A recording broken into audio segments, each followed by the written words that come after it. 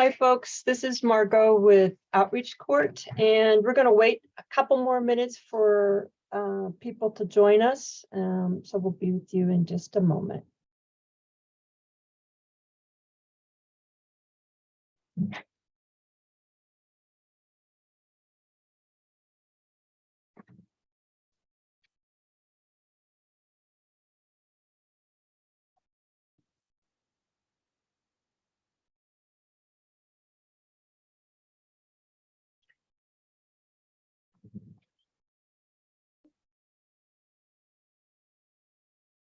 Looking at the backgrounds for our two speakers, I see I have to up my game here.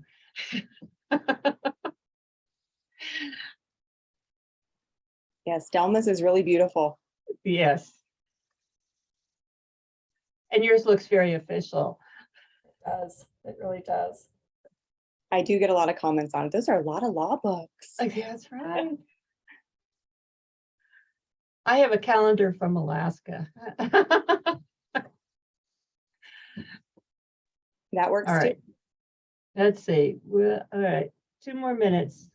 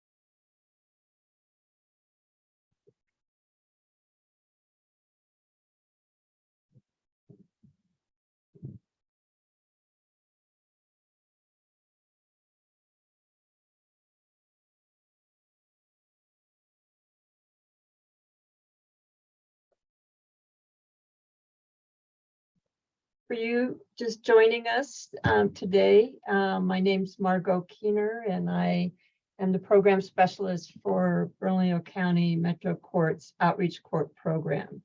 I want to thank you for joining us for our webinar this afternoon. We are featuring 2 speakers that I think you're going to really enjoy what they have to offer and talking about their programs. The first one is Delma Madrill, who is a project manager for Bank on Burque. And our second speaker is Heather Benavides, who, among other job duties with the New Mexico State Treasurer's Office, it coordinates the ABLE New Mexico program. Before we begin, I want to share a couple of housekeeping details. This webinar is being recorded. You can let me know if you want a link sent out to you. The link will also to this webinar will also be posted on the court's website and our YouTube channel. It will take a few days before that recording is posted, and I have that link to send to you. Contact info for myself and our 2 speakers is listed in the chat feature. Otherwise, that chat feature has been disabled for today's session. Due to the number of participants that have registered for today's webinar, we ask that questions be put into the Q&A box at the bottom of your screen. If someone asks a question that you also want answered, go ahead and like it, and we'll endeavor to make sure that that question gets answered. I'll be monitoring questions and see that as many as possible are answered during or at the conclusions of our speakers' presentations.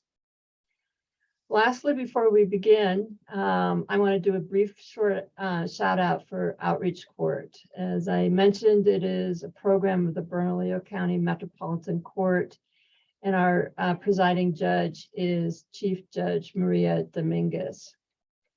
Outreach Court participants are homeless and have housing or face housing insecurity. This, as you probably are aware, this top population typically has limited means and ability to comply with conditions typically levied by the court and face challenges in obtaining legal representation. As a result, citations and charges are often ignored until warrants are issued, fines have been levied, or the defendant is jailed. Outreach court enables individuals to take care of traffic and misdemeanor cases outside of court through engagement with a service provider of their choosing. By working with their chosen service provider, outreach court participants have a public defender appointed, warrants are canceled, cases are dismissed, and fines and fees are waived. This is a significant positive outcome for those working towards increased self-reliance. Please take the time to learn more about our program, either by reaching out to me or going to our website, information which is included in the chat. Without further ado, I'm going to get on, we can go on to our featured speakers. Our first speaker up is Delma Madrigal. Ms. Madrigal came on board the city of Albuquerque in June 2021 to launch the Bank on Burque initiative.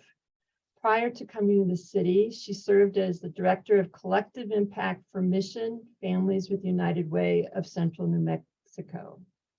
She's enthusiastically process-oriented and considerate of community perspective, and makes these integral to all the work that she does in our community. Without further ado, I give you Ms. Madrigal to talk about Bank on Burque.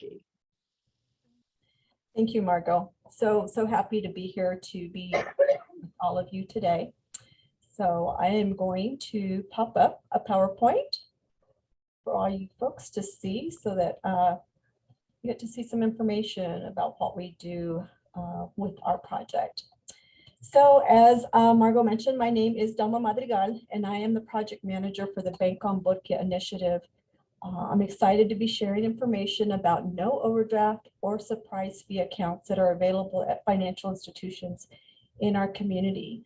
But first, let me tell you a little bit about Bank on Burque.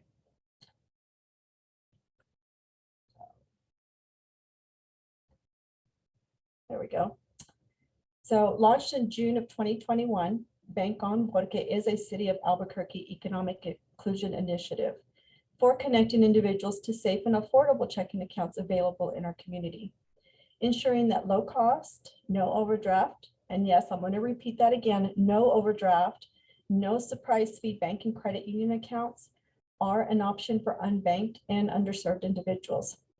So some folks may be wondering, why has the City of Albuquerque chosen to have a Bank on initiative in Albuquerque? I'm going to share a few reasons for why. So the first one is evident on this chart from Prosperity Now that you're seeing up on the screen. So the blue line at the bottom of the chart indicates the national change in unbanked households. And as you can see, it is trending downward, which means that more people are getting banked nationally.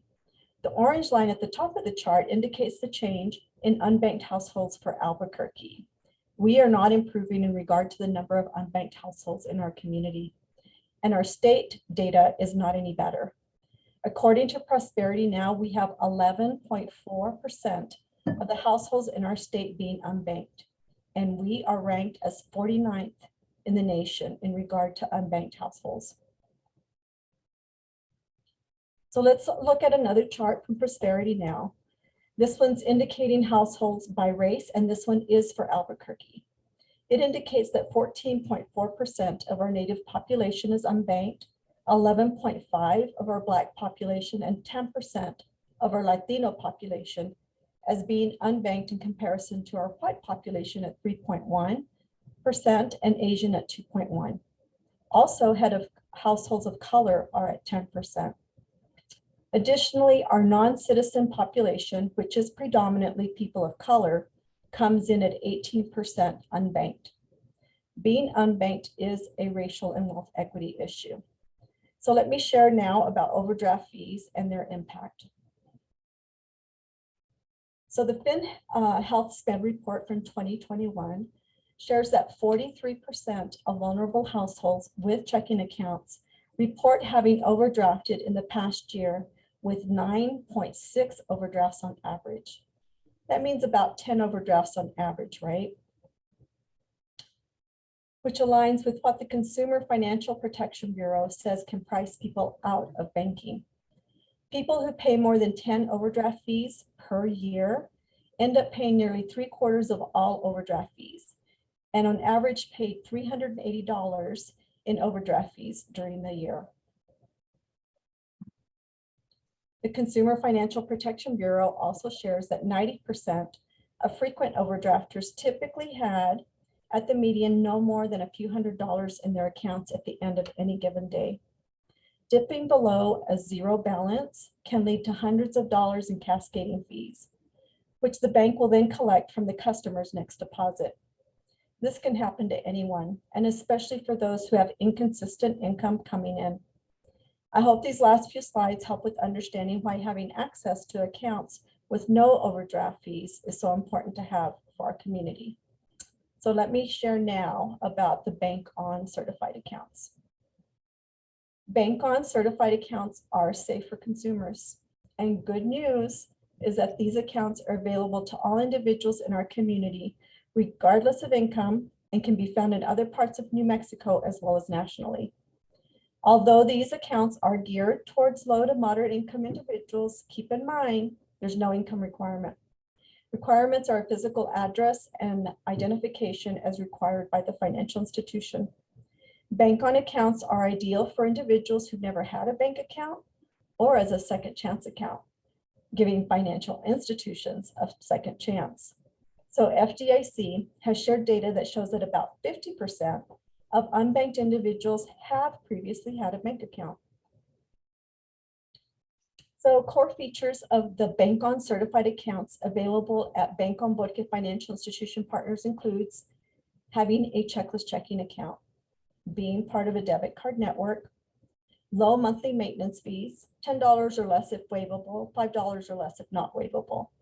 I will say that all of our accounts are $5 or less, and a couple of those are waivable. No overdraft or non-sufficient fund fees. So what this means is that if there is not enough funds in the account, the charge will be declined instead of adding an overdraft fee, which typically is about $35. No low balance or inactivity fees, free direct deposit, and free and unrestricted ATM access at in-network ATMs. So please note the Bank On seal that just popped up on the screen. This seal is what a financial institution will receive when they've completed all the requirements for having a Bank On certified account. So the seal will include the name of the institution at the top and the name of the specific account that has received certification. So what these features can mean for someone who opens a Bank On certified account is saving money. No more high fees to use check cashing services. For example, a 3% service charge to cash a $1,000 check results in losing $30. No surprise fees. As I already mentioned, with the Bank On certified account, there's no overdraft charges. There's also no insufficient fund charges, no low balance fees, and no dormancy or inactivity fees. Keeping your money safe. Cash can be easily lost. So access to an ATM when a branch office is not open helps with only having what's needed on hand. Also, without a safe place to deposit money, people without bank accounts are more likely to be victims of crime because they often carry large sums of cash or keep cash in their homes. So paying bills easily and quickly is another one. Saving time by paying bills online is an option with being part of a debit card network. So saving money, keeping your money safe, it's a good thing. So how can folks get started? First, seeing a list of the checking accounts available and choosing a Bank On Burque bank or credit union partner that fits best. I'll share a little bit more on how to find that list in the next few slides. Next, calling the bank or credit union selected with questions and even calling more than one to compare. It's important to remember to ask what is needed for opening an account, and after deciding which account fits best, to schedule an appointment. Also remember that you can do some of these with mobile online links as well on their websites. And then remember to never sign if you do not understand, and it's always okay to ask questions. So let's go next to finding that list on the website. So you can do a Google search for Bank on Burque, City of Albuquerque Bank on, or enter cabq.gov/Bank on Burque. Any combinations of these words will get you to the website. So I realize that the screenshots of the website pages are a bit small on the screen. Please feel free to open up the Bank on Burque website on your phone as we go through this part of the presentation.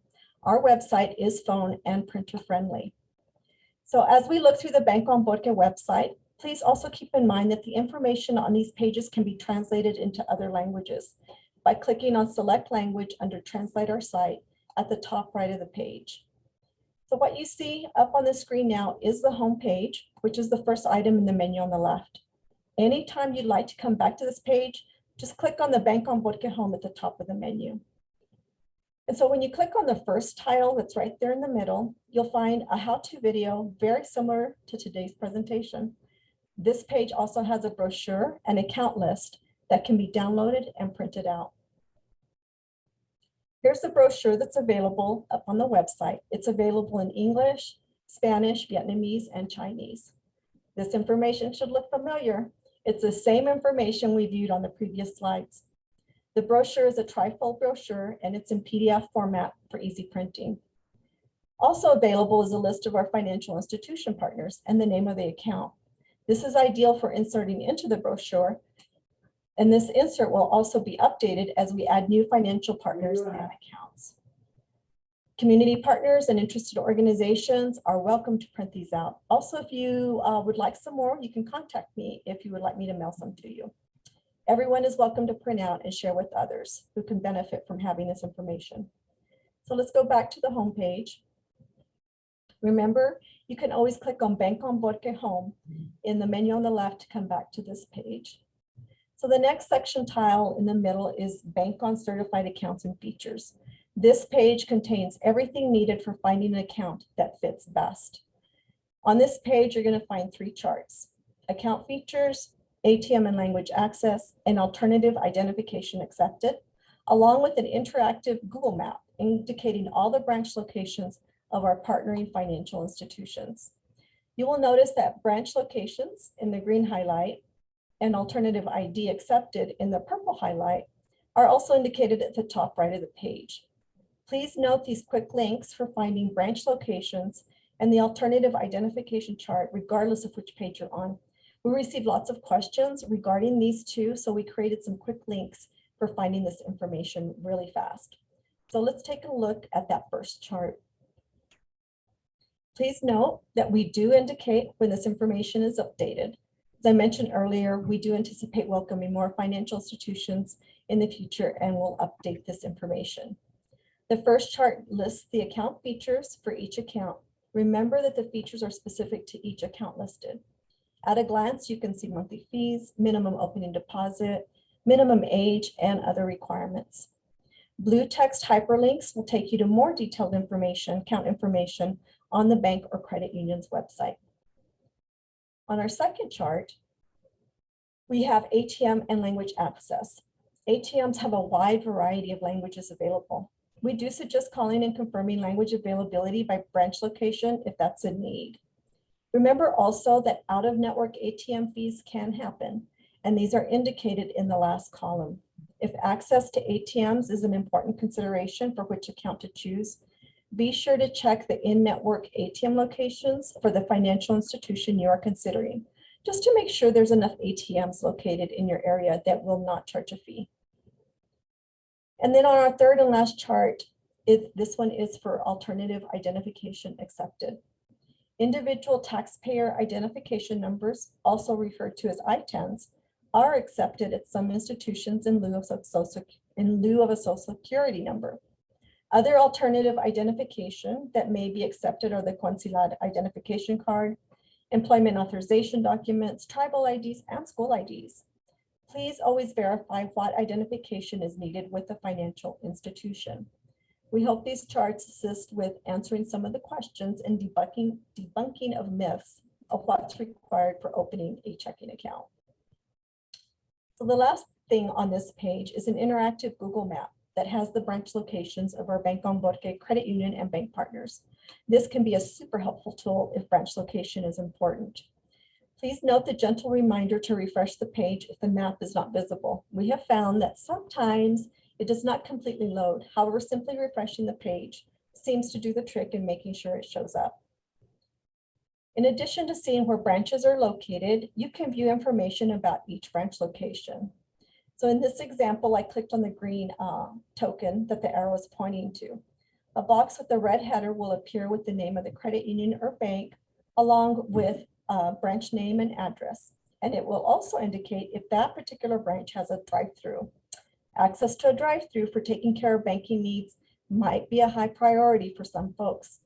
So this completes the information on the banks and credit unions offering a certified account page. Let's go back to the home page. So here we are, back on the home page. Still have some questions? Our most frequently asked questions with answers can be found here. Bank on Burque news items can be found up here at the top, at the bottom of that menu.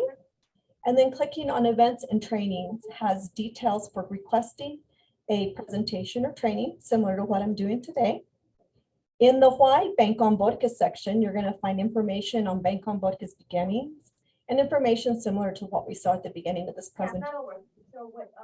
And the very last tile has information about our coalition and the Bank on National Network we are connected to. So access to safe and affordable accounts is not just happening in Albuquerque. Bank on Burque is part of a national network and has joined with over 90 other coalitions taking part in this work. If you're interested in seeing what accounts are available in other states, I encourage you to go to the joinbankon.org website. At this site, you can find a state map similar to this one with lists of the bank on accounts available in each state. There are 238 accounts at a variety of financial institutions and branches across the nation. Lots of people working together to expand banking access. So this concludes my presentation. Please feel free to reach out with any questions. My contact information is on the screen and you will find it on the website as well. Also, please visit us on social media for updates and financial tips. You can find us on the Office of Equity Inclusion Facebook channel at CABQ Equity Inclusion and on their Twitter and Instagram channels at CABQ Race Equity. Thank you. Really enjoyed this opportunity to present for you guys today. Thank you, Delma.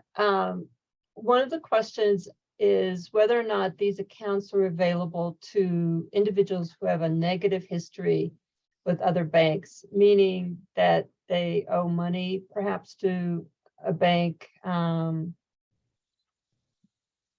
So I will say that I think some institutions will consider that as long as if there's not a negative history with their own institution.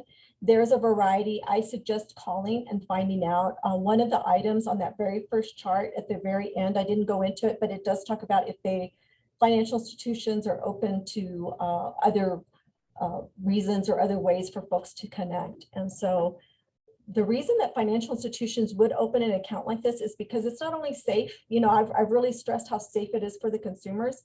It's really safe for the financial institutions as well. And that's why they really love being able to provide this account, because it puts the guardrails up for them as well for keeping, making sure to minimize any risk. Great.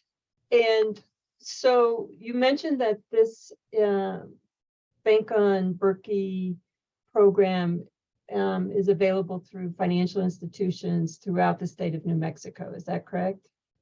Well, with Bank on Burque, we kind of focus on Albuquerque, but yes, anywhere that these financial institutions are located, these accounts are available. So if you were to go somewhere up north and you go to a Wells Fargo and ask for their account, you can open that account there. Great, good. Let's see.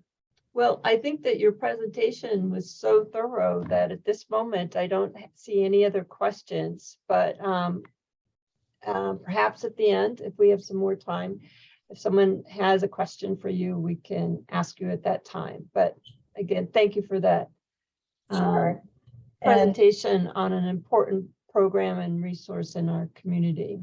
Thank you. So that brings us to our second speaker, Ms. Heather Benavides. As I mentioned, she is Chief of Staff for the New Mexico State Treasurer's Office, and is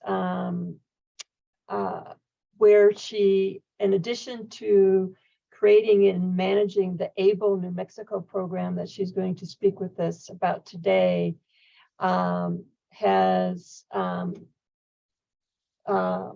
her work there has been enriched by providing financial literacy education to youth transitioning out of foster care system and assisting with the development of a retirement savings account program for employees of small businesses and the self-employed.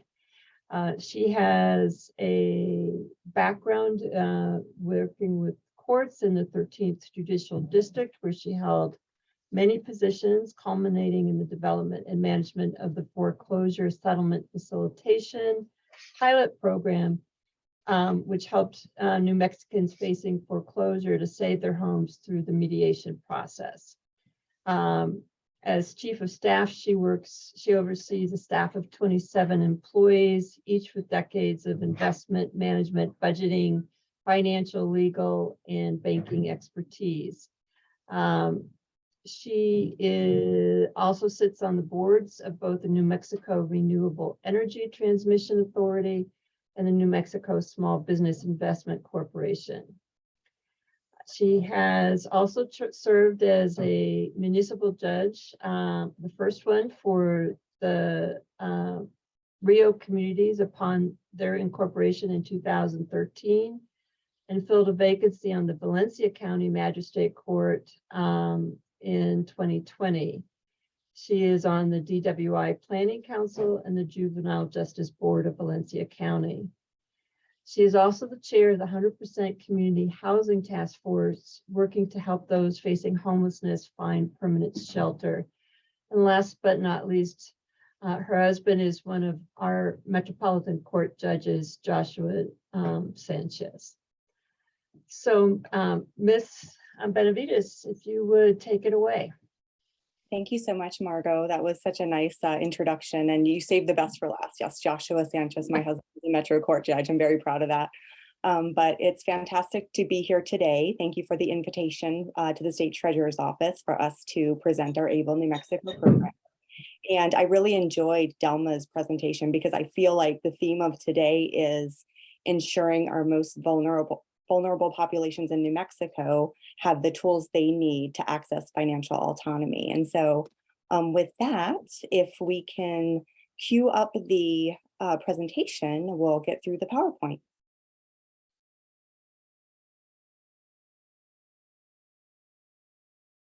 One moment. And thank you guys so much for doing that for me. I appreciate it.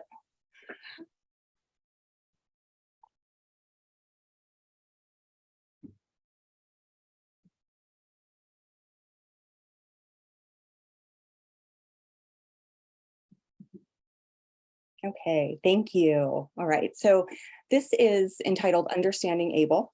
And the reason I titled it that way is because I'm hoping that at the end of the presentation, everybody here and the people who view this webinar will understand a little bit about the history of the law, the ABLE Act, the reason that it's necessary for individuals living with disabilities, more about the program and how it can be used to help families of individuals with disabilities. So thank you once again for having us. I'm Heather Benavides, Chief of Staff at the State Treasurer's Office, and it is a pleasure to be here. And so with that, next slide, please.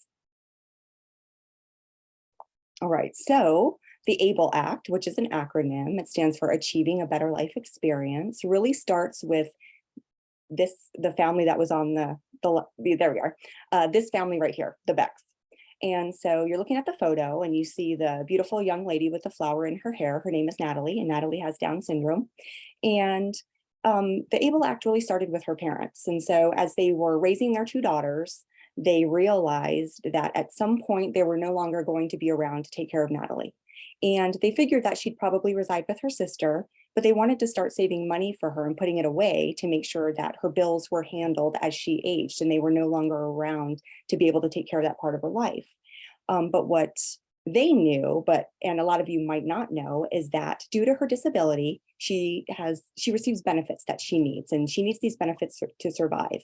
And because she receives these benefits, she can never have more than $2,000 in her name ever at one time. So just for a second, imagine how difficult it would be to live, never being allowed to have more than $2,000. So as you can imagine, this gave her parents a great deal of anxiety, and they thought something has to change. And so they got together with other individuals in the disability community, advocates, parents, family members, friends, agency heads, and they lobbied Congress for 10 full years to try to get a change to the IRS law. Well, they were successful in the beginning of December 2014. The Congress passed the ABLE Act, but before President Obama could sign it into law at the end of that month, Stephen Beck Jr. unexpectedly passed away. So he didn't get to see the effort of all of his work come to fruition. And so they renamed the act, the Stephen Beck Jr. Achieving a Better Life Experience Act, in his honor. And his daughter, Natalie, is the first ever ABLE account owner, and she still has it to this day, and she's doing well. She's 21, she has her ABLE account, and she's living her best life. So it's a wonderful legacy he's left for her and for the rest of the individuals living with disabilities in this country, frankly. Okay, next slide. All right, so a bit of history of the ABLE Act in New Mexico. In 2016, we passed our ABLE Act, and in our ABLE Act, it said that the ABLE program will be created and maintained by the state treasurer's office, which is where it is today. What they did not do in that ABLE Act is give us an appropriation to create that program. And so what we had to do then was go around the country to different programs and see if other states would partner with us. And so as you see there in 2017, we partnered with Ohio's Stable Account Program. Now, just as a side note, throughout this presentation, you're going to hear me say ABLE New Mexico and Stable, and I use those terms interchangeably. They both refer to ABLE accounts. So we partnered with Ohio Stable Account Program for two reasons. One, because they were the strongest in the country, and two, simply because it existed and they were the first to be implemented. Now, when Ohio's legislature passed their own ABLE Act, they gave them $3 million to create this program with the condition that they partner with other states to make it the most sustainable. So it's a wonderful partnership we have with Stable. So we partnered with them. We worked for about 6 months getting the branding for our own program, and we launched ABLE New Mexico on January 18th, 2018. And in that photo there, you can see Treasurer Eichenberg, and he's standing next to the American flag, and that's the rotunda at the Capitol. And I don't know what he's looking at. You know, he has his head raised, but I think he's probably thanking his lucky stars that we finally got the program up and running, because there's been a real need. So, all right, next slide, please. All right, so on this slide, you'll see we've got the Facebook logo and the Twitter logo because we are on social media, but the accounts aren't very exciting. So if you want to follow them, we'd love that. But what the most important part of this slide is ablenewmexico.com. And the reason that's so is because these are online accounts. So if the individual has access to the internet 24/7, they have access to their account 24/7. Everything is done online, and that's supposed to be for convenience purposes. Now, we do understand that many people across the state don't have access to the internet, which, you know, prohibits access. But right now, these are online accounts only. You won't go into a bank to open an account. Okay, next slide, please. All right, so quick review. What is ABLE? Achieving a Better Life Experience. The law allows for the creation of investment accounts for individuals with disabilities. The earnings grow tax-free. Money in the account will not affect eligibility for benefits programs like SSI, Medicaid, housing, etc. And what they are technically is a combination of a 529 college savings account, which is the investment component, a checking account, which is the spending component, and a special needs trust, which is the saving component. Next slide, please. Some of the benefits of owning an ABLE New Mexico account are, honestly, and the most important benefit, it provides financial independence for individuals with disabilities. The account is low cost and it's owned by the individual with the disability. It dramatically increases their ability to save because, as we discussed, before the ABLE Act was passed, they can never have more than $2,000. Now that their ABLE accounts are available, they can save up to $16,000 a year and plan for their future. And finally, the accounts provide investment opportunity where the earnings grow tax-free. Next slide, please. Now, not everybody with a disability can have an ABLE account. There are some eligibility requirements, and they're pretty strict. So one, they have to be a New Mexico resident who developed their disability before the age of 26. And they must also meet one of 3 criteria. They must be eligible to receive SSI or SSDI due to their disability, now eligible to receive, but not necessarily receiving. 2, they can have a condition listed on the Social Security Administration's list of compassionate allowances conditions, or they do a self-certification during the application process, which is an attestation of the disability, and they must include their physician's info. They don't have all the other information. Next slide, please. Now, the enrollment process is fairly easy, I've been told, and I've actually walked several people through it, and it seems to be easy, but that's if you have all of your information in front of you while you're doing it. So it's online, of course, they're online accounts, and there is a $25 minimum opening deposit that belongs to the individual. The enrollment can be done by the person with a disability, who's then referred to as the beneficiary or account owner, or it can be done by the authorized legal representative, which we refer to as an ALR. ALRs are parents, guardians, powers of attorney, siblings, grandparents, representative payees, or entities or organizations. One of the newest features for ABLE accounts allows entities such as the Arc of New Mexico to open up ABLE accounts for several different people and hold them in the same account dashboard. So it's really wonderful that they've made that change. Next slide, please. So once the account is open, obviously you want to put money into it. And so money can be deposited by EFT transfer from an account that's linked to the ABLE account, so a checking or savings account. A check can be mailed directly into the stable account office in Ohio. And keep in mind that there's a $16,000 annual limit, which aligns with the gift tax exclusion.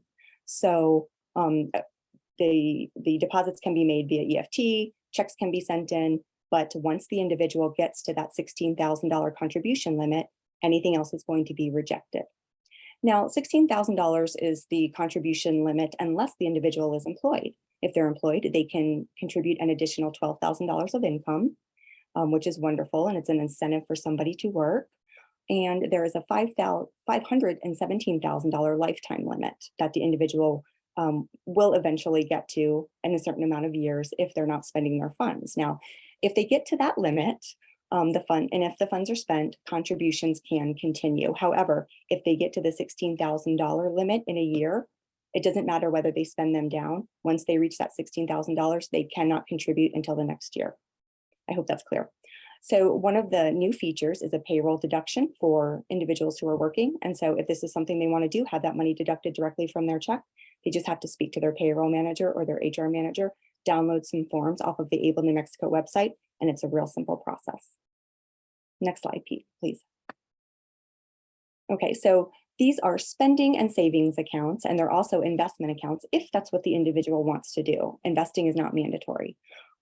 We do have amazing investment professionals on staff at the State Treasurer's Office, but we cannot give any investment advice at all for these accounts. So please keep that in mind. You know, there is risk involved in investing. So, but there are 4 Vanguard mutual funds ranging from aggressive to conservative available. And those are growth, moderate growth, conservative growth, and income. And for those who just want to treat the account as a checking or savings account, they can use the FDIC insured option, which is called Bank Safe. This is the default option, and it functions as a checking or savings account, no risk involved. And this is the option that the majority of our account holders use. So next slide, please. So spending from the ABLE account is easy, and there are certain parameters that must be met. And so withdrawals must be used on what they call qualified disability expenses. And it's anything that one relates to the disability or to helps to maintain or improve the health, independence, or quality of life of the individual. So I'm sure you can imagine that that encompasses many thousands, maybe even millions of different things, right? And when I do this presentation in person, I like to ask people what they think ABLE accounts shouldn't be used for. And it's funny, I get some funny answers, but examples of what they can be used for right there on the screen: housing and rent, basic living expenses, utility bills, groceries, medical, financial, legal bills, funeral expenses, education, transportation, and then others too that people don't think of: homes, vacations, entertainment. There's many things that these accounts can be used for, much more than what they shouldn't be used for. Let's just say that. And so things that are normally frowned upon are alcohol, tobacco, gambling, adult entertainment, and gifting. And I assume that they would put recreational cannabis on that list now too, now that it's legal in New Mexico. So next slide, please. So how to spend from the account. Withdrawals are free and there are no limits. The money belongs to the individual. It's their money to spend. And so what they can do is they can transfer to a personal checking account or a personal savings account that they have linked to the ABLE account. They can ask for a third-party check directly from their account. They go online, they type in the information of who the payee is, and then ABLE or Stable will cut the check and mail it directly to that individual, so they never have to worry about it. And this is actually useful for a very large expenditure such as rent. So because they never want to have more than $2,000 in their other accounts, ABLE accounts are protected. So if they've got $1,500 in their account already and rent is $750, they don't want to move that $750 into their account and go over the $2,000 limit. It's best to just get a third-party check for that. Or the third option is transferring money to a Stable card, which I'll talk about on the next slide. Down at the bottom of this slide, I have ABLE New Mexico will not ask what you spend on. Us at the state treasurer's office, we're never going to ask what you're spending on. Stable in Ohio, they're not going to ask what you're spending on. That is not the capacity in which we function. We are not concerned with that. But please keep in mind, benefits agencies will and can and they will, and so will the IRS. So it's something to always have in the forefront of your mind before you spend. Next slide, please. All right, the Stable card. This is a feature of ABLE accounts, and we're really proud of it. It's wonderful. It's very useful for many of our ABLE account owners. And basically what it is a loadable Visa debit card. And I think it's similar to a gift card because it doesn't pull directly from the account, which is one of the protections, but you load money onto the card. And then as under the features, it says it's accepted anywhere Visa is accepted. And so some of the other features are online spending records directly in the account online, so that when you do have to show benefits agencies what you're spending on, you just print it and you show them. You can also upload any paper receipts you might have into the account online, so everything is contained in the same place for organization. The Stable card is free to all account owners right now, and it has been since we launched in 2018, but it must be requested separately. It doesn't come automatically with the account. Now, in January of 2023, TrueLink, which is the card vendor, they're going to start charging the ABLE account owners $5 a month for this card. And that's not really great news. However, we have been able to budget for the year 2023, and hopefully it goes on after that we will subsidize the cost of the card for all ABLE ABLE New Mexico account owners. And so because there's going to be a new administration starting next year, we don't know what they're going to do in 2024, what they're going to budget for. But we can say that thanks to Treasurer Eichenberg and Deputy Treasurer Collins, we've all decided that we can work this in. And so for the year 2023, that card fee is going to be subsidized. So it's wonderful. Now, real quick, I'm just going to go over the protections again. It does not pull directly from the account. So if an individual has a friend who thinks that they're going to take them to the ATM and swindle $50 off of them, it's not going to happen. Money can't be taken off the card. There's limiting of merchants that can be disabled online. And this is important if the individual is spending at a place that they're not supposed to, or if they're spending too much at a place, just because it's easy, like Amazon, for instance. So the ALR can go online, disable that vendor, and then the card can't be used there. And finally, there are text alerts to monitor spending and to also monitor low balances. Now, this is important because when money's posted on the card, it takes about when money is placed on the card, it takes about 48 hours for it to post. It doesn't happen instantaneously. So as that balance gets low, you're going to want to know that so you have time to replenish the card. So next slide, please. So in the event of the death of the account holder, there unfortunately is no designated beneficiary. The only exception to that is if the individual has a sibling who also has a disability and also has an ABLE New Mexico account. And then that money can be rolled into their ABLE account. Now, if that's not an option, then the estate of the individual or the representative of the individual will contact Stable and let them know that that person has passed on, and they will have access to the funds. Those funds, anything left over in the account, can be used for funeral, burial expenses, any outstanding invoices, bills that need to be paid, anything that is pending after the individual has passed on. Now, in the event that there's money left over after everything has been taken care of, and Medicaid has paid bills for the individual during the time that the account was open, then Medicaid can maybe enact a state recovery. We don't know that they're going to do it for sure. They haven't done it yet in New Mexico, but please keep in mind that Medicaid might try to get some of their bills paid back from the account, and that this is not unique to stable accounts or able accounts. This would happen with any account that the individual had. So this tends to not be great news for people who are thinking about having an able account, but just keep in mind with an able account, the estate of the individual has first access to that money to do whatever it is they need to do. Next slide, please. All right, so the account costs, there's a monthly maintenance fee that's always been in effect, and it's actually just gone down. It's $3.25 per month, which is $39 a year. They bill it quarterly, $9.75 quarterly, and then starting next year, there's going to be the $5 a month for the card. However, the state treasurer's office is going to take care of that for the first year. There's an asset-based fee based on the choice of investment, and that's between 0.45% and 0.59%, depending on the assets of the individual. Next slide, please.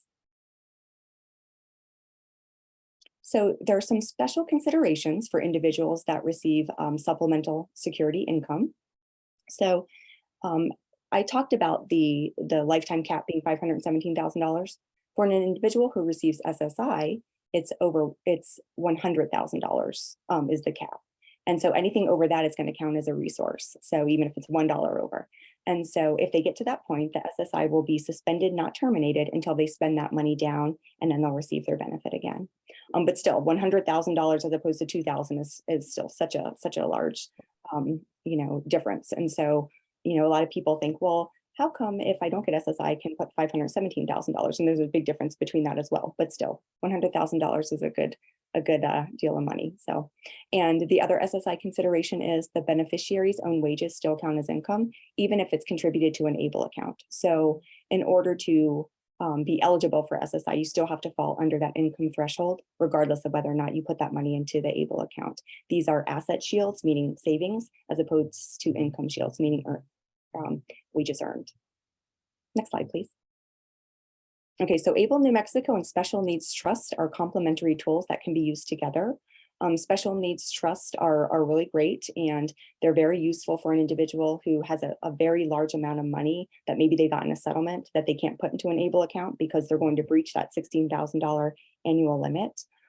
But Special Needs Trusts are a little more cumbersome because usually they involve attorneys, and the money in a Special Needs Trust is designated for certain things, and there's not that much flexibility in spending. But both tools are great and they can be used together. So if an individual has a special needs trust and they want to have a little more flexibility in spending those funds, they can open an ABLE New Mexico account. And as long as their trustee allows them to, they can take a portion of those funds and put it in the ABLE account and spend it from there. And so they can kind of bypass some of those rules. And so unique to ABLE New Mexico account benefits as opposed to the trust are they're cost effective, there are no attorneys required, and it's easy account access, it's online. Broader spending power, housing and food, whereas trusts have a limited amount of things that they can be used for. And there are no federal or state income taxes on the earnings, and there are no separate tax returns to file. And where special needs trusts are usually handled by attorneys, the ABLE New Mexico account can be established, administered, and owned by the individual with the disability or their family member, whoever can do that for them. So one's not better than the other, but one offers a little bit more flexibility. Next slide, please. So helpful resources. I hope that you would start with me at the State Treasurer's Office if you have any questions. I'm always here to explain the program, answer any questions you might have, walk you through the application process, and then support you as you use the account. And so my email address is there and my phone number, and I know they're in the chat as well. Thank you, Margot. And you can also send an email to team@stableaccount.com, or you can call the 1-800 hotline and speak to somebody and get your questions answered that way. And you can also go to ablenewmexico.com. That has a fantastic frequently asked questions page and a resource page, and almost everything is in English and Spanish. Next slide, please. All right, so this is the last slide, and this happens to be my favorite slide of the entire presentation because I really like stats and trivia. So earlier I talked about the eligibility requirement, and one of them is age. So you must have developed your eligibility before the age of 26. Well, as you can imagine, that leaves out a huge part of the disability community. And so there is an effort in Congress right now to raise the age, and it's called the Age Adjustment Act, and it'll raise the age from 26 to 46. And it will give this program or access to this program to an estimated 8 million people, 1 million of those people being veterans. And so what we need is Senators Lujan Heinrich and Representative Ledger Fernandez to co-sponsor in New Mexico so that we can have full New Mexico delegation co-sponsoring this bill. We already have Rep. Harrell and Rep. Stansberry, so thank you to them for doing that. And hopefully it'll gain some traction. And I think this is the year it needs to be passed. You know, they've been working on it for a long time. They say if they don't get it passed this year, then they don't know if they ever will. So fingers crossed that everybody gets on board. I will give a shout out to Representative Holland, who's now Secretary Holland. She co-sponsored it back in January of 2020. I went and met with her staff, explained how important it was, and she co-sponsored it right away. So I will be forever grateful to her for doing that. But if you are so inclined to help us out in that area and you have access to these individuals, give them a call and say this would be great for the disability community and their families. We'd really appreciate it. Okay, so down at the bottom, here's some facts about stable accounts. So I've got the states listed there that are in our stable account program, and you can read it. I'm not going to read them off to you, but although we're not the biggest account program in the country in terms of states, we are the biggest in terms of assets under management and assets in general. So it's about 300 million at this point, and it's remarkable because the other consortium is the ABLE National Alliance, and they have 19 states, and we still have more than they do, and so we're proud of that. We are strong, sustainable, and this program is helping millions of people.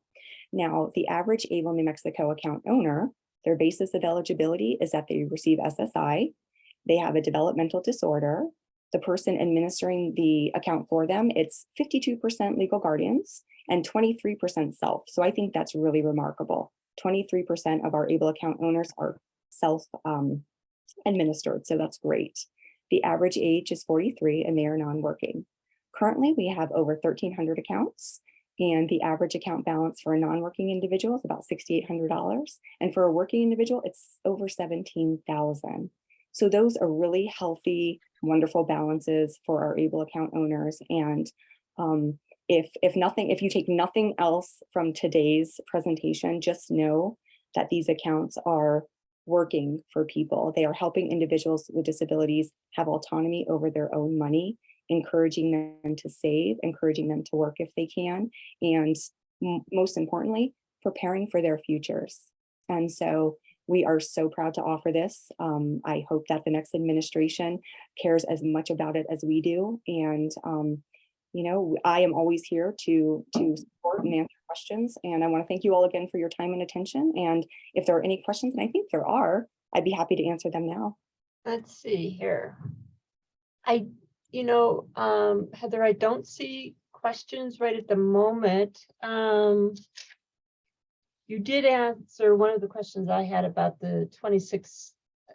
You answered the questions I had about the age of eligibility. The age of eligibility. And so I think that your final slide here talking about the effort that's underway to increase the age of eligibility is really important, and is hopefully something that all of us listening today can get behind, and let our representatives, senators know that we want them to support this. And I also, your comment about the qualified disabilities expenses, who checks what, and because that's important, that people keep in mind that while they're not going to have to necessarily share that directly with your office or with the folks in Ohio, they may have to account for that with the IRS or the beneficiary program that they're working with, particularly Medicaid.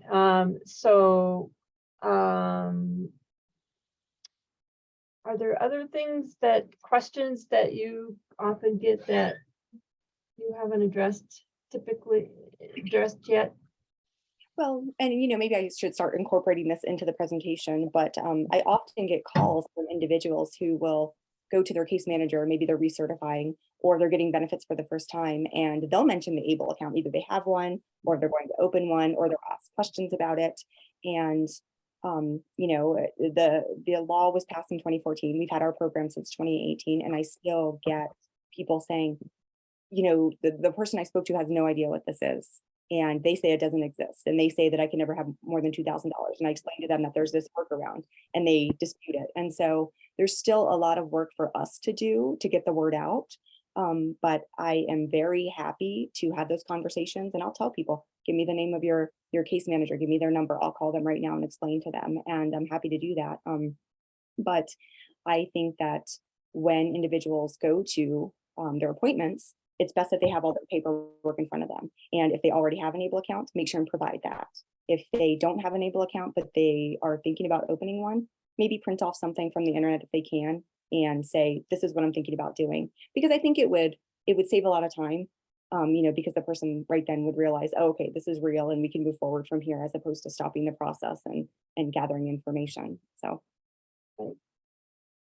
Well, I want to thank both of you. Your presentations and the programs that you're overseeing are really important and really valuable. And as Heather and both of you mentioned, it's about giving all of our citizens fair access, and supporting self-sufficiency. And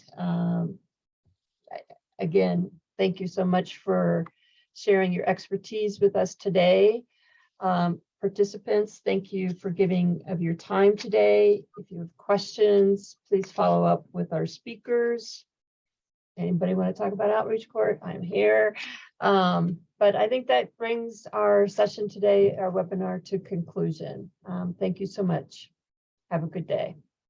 Thank you. Thank you, Margot. All right, bye. Goodbye.